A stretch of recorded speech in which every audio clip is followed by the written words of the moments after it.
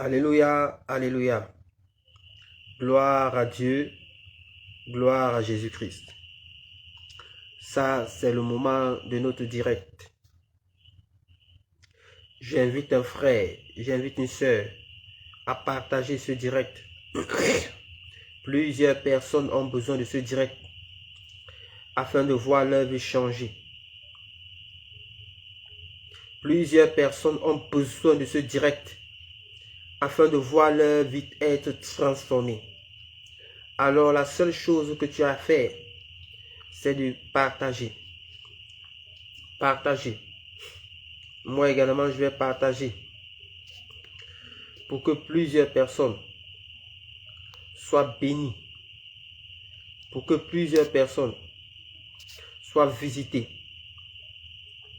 Pour que plusieurs personnes soient délivrées. Pour que plusieurs personnes soient restaurées. Mon frère, ma soeur, partage ce direct. Partage ce direct. Partage ce direct. Partage ce direct. Partage ce direct. Il y a des hommes, il y a des femmes qui sont en attente de ce direct afin de voir leur vie changer. Juste ce direct pour que leur vie soit changée. Juste ce direct pour qu'ils entrent en contact avec la main de Dieu dans leur vie. Alors je t'encourage à partager. Je t'encourage à partager au nom de Jésus-Christ. Donc ce soir, nous allons commencer par un cantique. Le cantique numéro 8. Amen. Le nom de Jésus est si doux, de Dieu des amants le courroux. Il nous appelle au rendez-vous précis, le nom de Jésus. Jésus, béni soit ton nom. Jésus, ô merveille donc. Jésus, suprême rançon, sois adoré pour toujours. J'aime ce nom dans le chagrin, il me soutient sur le chemin. Sa musique est un son divin précis, le nom de Jésus. Jésus, béni soit ton nom. Jésus, ô merveille donc. Jésus, suprême rançon, sois adoré pour toujours. J'aime le nom de mon Sauveur, car lui seul connaît tout mon cœur. Lui seul me rend plus que vainqueur précis, le nom de Jésus.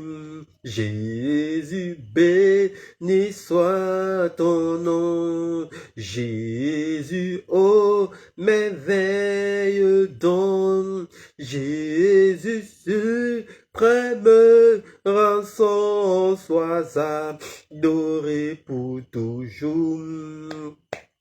Ici, parfois j'ai su tomber, si dans le mal je suis tombé. Son nom puissant m'a relevé précis, le nom de Jésus. Jésus, béni soit ton nom. Jésus, ô merveille donc. Jésus, suprême rançon, sois adoré pour toujours. Et lorsqu'avec lui je serai, et lorsqu'enfin je le verrai, Alors, sans fin, je redirai précis le nom de Jésus. Jésus, béni soit ton nom. Jésus, ô merveille don. Jésus, prie, rançon, sois adoré pour toujours. Alléluia, alléluia. Le nom de Jésus-Christ est précieux. Le nom de Jésus-Christ est merveilleux. Ce soir, je vais enseigner, je vais parler sur ce que j'intitule comprendre la puissance de la parole de Dieu. Comprendre la puissance de la parole de Dieu. Vous savez, la base du christianisme, c'est la parole de Dieu. Et cette parole se trouve dans ce qu'on appelle la Bible. Mon frère, ma soeur, si tu es un enfant de Dieu, ou alors si tu es né de nouveau et que tu n'as pas une Bible entre tes mains, je mettrai un point d'interrogation en ce qui concerne ta naissance en Jésus-Christ. Parce que en tant qu'enfant de Dieu, nous devons marcher selon ce qu'on appelle la parole de Dieu qui est inscrite dans la Bible. Alléluia. Et ce soir, je m'avais parlé de ce qu'on intitule comprendre la puissance de la parole de Dieu ou encore les bienfaits de la parole de Dieu. Nous allons lire nos Bibles dans le livre de Genèse à partir du Genèse chapitre 27 à partir du premier verset jusqu'au 4e verset. Je lis. La Bible déclare que Isaac devenait vieux et ses yeux s'étaient affaiblis au point qu'il ne voyait plus rien. Alors il appela Ésaü son fils aîné et lui dit, mon fils, et il lui répondit, me voici. Isaac dit, voici donc, je suis vieux, je ne connais pas le jour de ma mort. Maintenant donc, je te prie, prends tes armes, ton carquois et ton arc, va donc dans les champs et chasse du gibier. Fais-le un mets comme j'aime et apporte-le-moi à manger, afin que mon âme te bénisse avant que je meure. Alléluia. Nous allons encore lire Genèse à partir du verset 27 à 30. Alors, Jacob s'approcha et le baisa. Isaac sentit l'odeur de ses vêtements. Puis il le bénit et dit, voici l'odeur de mon fils est comme l'odeur d'un champ que l'Éternel a béni.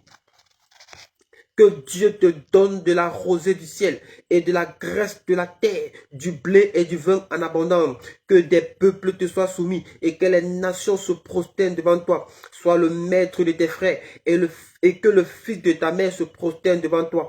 Maudit soit quiconque te maudira et béni soit quiconque te bénira. Alléluia. Alléluia. Nous allons encore lire à part le verset 40. La Bible déclare que tu vivras de ton épée et tu seras asservi à ton frère. Alléluia. La Bible parle ici là de Isaac. C'est qui Isaac? Isaac est le fils de la promesse. Isaac est la bénédiction que Abraham avait reçue de l'Éternel des armées. La Bible déclare que Abraham avait épousé une femme dont le nom était Sarah. Et Sarah était stérile. Et la Bible déclare que l'Éternel a promis à Abraham de lui donner un fils. Et cet enfant dont Abraham a eu s'appelle Isaac. Et la Bible déclare que Isaac également a eu 2 enfants, à savoir Jacob et Ésaü, des jumeaux. Mais parmi ces jumeaux, Ésaü était l'aîné sur Jacob. Et la Bible déclare que lorsque Isaac était vieux, il était vieux et il avait ressenti que que sa mort était déjà proche et il fallait qu'il relâche la bénédiction, sa bénédiction sur son fils. Et en Israël, c'est l'aîné qui recevait la bénédiction, c'est l'aîné qui recevait l'héritage, c'est l'aîné qui recevait la direction divine. Et la Bible déclare, il a appelé son fils aîné, à savoir Ésaü, et lui a demandé d'aller chasser du gibier et de préparer comme il aime, afin que son âme puisse bénir son fils Ésaü. Alléluia. Ésaü devait recevoir la bénédiction de son père Isaac. Mais quelque chose s'est passé. La Bible déclare que son frère Jacob, avec la complicité de sa mère, est venu arracher sa bénédiction. Et lorsque Jacob a arraché la bénédiction de son frère Ésaü, son frère est entré dans une grande colère. Et il a promis la mort à son frère Jacob. Et son frère Jacob a pris la fuite devant son frère. Et lorsque Ésaü est retourné vers son père lui a dit que mon frère, mon fils, j'ai pris toute la bénédiction, j'ai déposé sur ton petit frère. Il sera plus grand que toi. Il dominera sur toi. Il t'écrasera. Il écrasera ta génération. Tu seras asservi à lui. C'est la bénédiction qui te revenait. J'ai déchargé cela sur ton frère. Mais laisse-moi te dire, c'est l'Éternel qui a permis que je fasse cela. Mais lorsqu'on regarde au verset 40, la Bible déclare, tu vivras de ton épée. Amen. Jacob avait transféré la bénédiction de l'Éternel dans la vie de son fils Jacob. Mais il n'avait pas encore transféré l'héritage que son père Abraham lui avait donné. Cet héritage qui était l'épée. Cet héritage qui était la parole de Dieu. Le plus grand héritage que Abraham a transféré à son fils Isaac, c'était la parole de Dieu. Alléluia. Et ce soir, Isaac s'est chargé de transférer la parole de Dieu dans la vie d'Ésaü. Il a dit à mon fils Ésaü, c'est vrai, j'ai transféré la bénédiction de l'aîné à ton frère, mais il y a une autre bénédiction qui m'a été donnée par mon père. C'est la parole de Dieu. Assois-toi et je t'annonce ce soir que la parole de Dieu est le plus grand héritage qu'un père, qu'une mère puisse laisser à ses enfants. La parole de Dieu, c'est le plus grand héritage qu'un père, qu'une mère, qu'un ancêtre puisse léguer à ses enfants. Alléluia. Tu peux avoir la richesse, tu peux avoir les maisons, tu peux avoir les voitures, tu peux avoir les comptes bancaires remplis. Mais si tu ne transmets pas l'héritage qui est la parole de Dieu à ta génération, tu as échoué. Alléluia. Et lorsque nous ouvrons nos Bibles dans le livre d'Éphésiens chapitre 6 verset 17, la Bible déclare, prenez aussi le casque du salut et l'épée de l'esprit, ce qui est la parole de Dieu. Ésaü a reçu de son père Isaac la parole de Dieu. Lorsqu'on ouvre nos Bibles dans Hébreux chapitre 14, chapitre 4, au verset 12, car la parole de Dieu est vivante et efficace, plus tranchante qu'une épée quelconque à deux tranchants. La parole de Dieu est une épée. Lorsqu'on revient dans l'histoire, on lit Genèse chapitre 27, verset 40. On se rend compte que Jacob a dit à Ésaü, tu vivras de ton épée. Tu vivras de ton épée. Il a dit à son fils Ésaü, c'est vrai, tu n'as plus ta bénédiction d'aîné, mais tu peux vivre de la parole de Dieu. Tu peux vivre de la parole de Dieu et te rattraper. Tu peux vivre de la parole de Dieu et recevoir l'abondance. Tu peux vivre de la parole de Dieu et recevoir tout ce que j'ai légué à ton fils, à ton frère, ton petit frère. Tu peux vivre de la parole de Dieu. Mon frère, ma soeur, toi qui me regardes ou qui va me regarder après, je t'encourage, je t'exhorte à vivre de la parole de Dieu. C'est le plus grand héritage que Dieu nous a laissé. Alléluia. C'est le plus grand héritage que Dieu nous a laissé. Quelques bienfaits de la parole de Dieu. Lorsqu'on lit, le premier bienfait de la parole de Dieu, c'est qu'elle a la capacité, la parole de Dieu a la capacité de nous faire prospérer. Lorsqu'on rentre dans l'histoire et qu'on lit Genèse chapitre 33 verset 9, on se rend compte que Ésaü a été prospère parce qu'il a vécu de la parole de Dieu. La parole de Dieu a la capacité de nous faire prospérer. Mon frère, ma soeur, la prospérité que tu cherches se trouve dans la parole de Dieu. La Bible déclare dans Jésus chapitre 1 verset 8 que ce livre de la loi ne s'éloigne point de ta bouche. Médite le jour et nuit pour agir fidèlement selon ce qui est écrit. C'est ainsi que tu réussiras. C'est ainsi que tu auras le succès dans tes entreprises. Je t'exhorte, toi qui recherches la prospérité, à t'accrocher à la parole de Dieu. Lorsque tu feras cela, tu verras la prospérité prendre place dans ta vie. Dans le nom de Jésus-Christ. La Bible déclare dans Genèse 33, verset 9. Ésaü dit, je suis dans l'abondance, garde ce qui est à toi. Parce que Ésaü avait marché par la parole de Dieu. Il est entré dans une abondance inimaginable. Il est entré dans une prospérité inimaginable. Toi qui cherches la prospérité, je t'exhorte, je t'encourage à rentrer dans la parole de Dieu. Alléluia. Alléluia. L'une des choses à savoir, c'est que la parole de Dieu, c'est la nourriture de l'esprit. La Bible déclare dans Matthieu 4, verset 4, l'homme ne vivra pas de pain seulement, mais de toute parole qui sort de la bouche de Dieu. Lorsque tu lis la parole de Dieu, lorsque tu médites la parole de Dieu, tu nourris ton esprit. Et il y a des gens que lorsqu'ils ont une situation, une difficulté, ils sont abattus, ils sont découragés. Pourquoi? Parce que leur esprit n'est pas nourri. Lorsque tu es nourri, lorsque tu es rempli de la parole de Dieu, les situations ne pourront plus t'ébranler. Les épreuves ne pourront plus te renverser. Ah oui, mon frère, lis la parole de Dieu. Médite-la. C'est la nourriture de ton esprit. Amen. Une autre chose, la parole de Dieu a la capacité de nous donner la foi. La Bible déclare, la foi dans Romains 10, 17, la foi vient de ce qu'on entend. Et ce qu'on entend vient de la parole de Dieu. Si tu veux avoir la foi, si tu veux être un homme de foi, si tu veux déplacer les montagnes, lis la Bible. Écoute la parole de Dieu. Et tu verras comment tu seras rempli de la foi, la capacité de déplacer les montagnes seront à l'intérieur de toi. Seulement ceux qui ont la foi ont cette capacité-là. Alors je t'exhorte, je t'invite mon frère. Je t'invite mon frère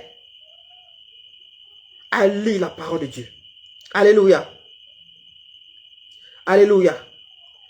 La parole de Dieu te donne la foi. La foi vient de ce qu'on entend. Et ce qu'on entend vient de la parole de Dieu. Ne prie plus que, oh Dieu, donne-moi la foi. Seigneur, donne-moi la foi. Non.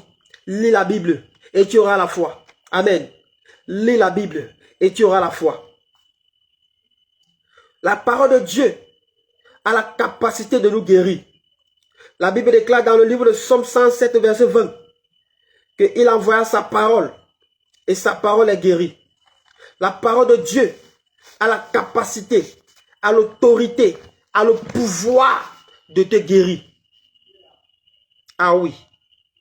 Si tu es malade, accroche-toi à la parole de Dieu.